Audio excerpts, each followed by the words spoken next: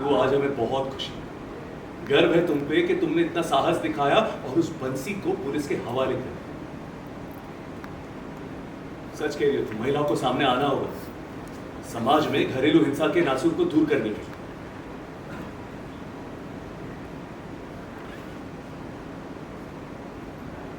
Baba please don't mind, लेकिन हमने वही किया जो उचित था।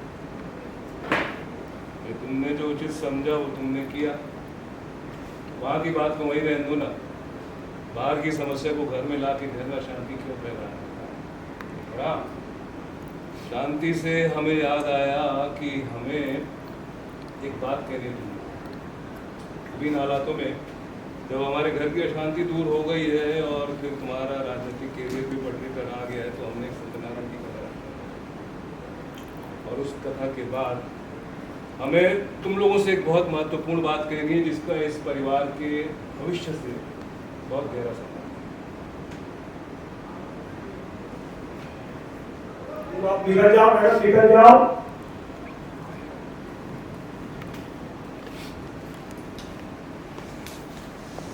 बाबा बाबा ये क्या किया आपने? बंसी को अरेस्ट होने से बचा लिया, उसके खिलाफ केस रजिस्टर होने से मना कर दिया। बाबा उसने अपनी पत्नी पे हाथ उठाया है। तुम लोग इस बात को इतना सीरियसली क्यों ले रहे हो? होता है, हाथ उठ जाता है। ये भी पति पत्नी के बीच में प्यार को इजहार करने का एक तरीका है। माफ़ कीजिए बाबा, आप जज रह चुके हैं। आपसे ऐसी बातों की उम्मीद नहीं थी बाबा। एक मिनट, बाबा से इस तरह बात करने की हिम्मत कैसे हुई तुम्हें? अवधेश तुम भी जरा अपने दायरे में रहो, और यहां जो कुछ भी हो रहा है ना, ये गलत नहीं है, गुनाह है।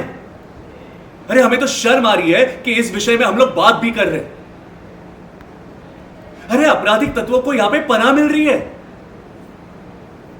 बाबा हम जनता के और लोगों के प्रतिनिधि हैं, और अगर हमारे घर में ये सब कुछ हो रहा हो ना, तो ये आश्चर्य की बात है।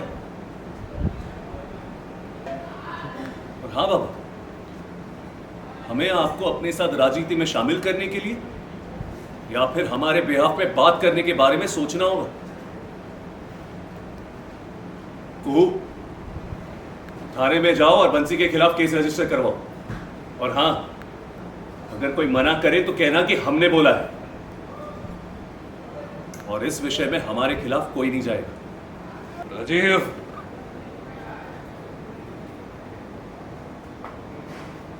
बाबा नहीं,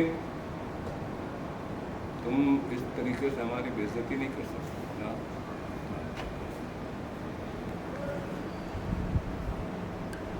बाबा हम वही करेंगे जो सही है।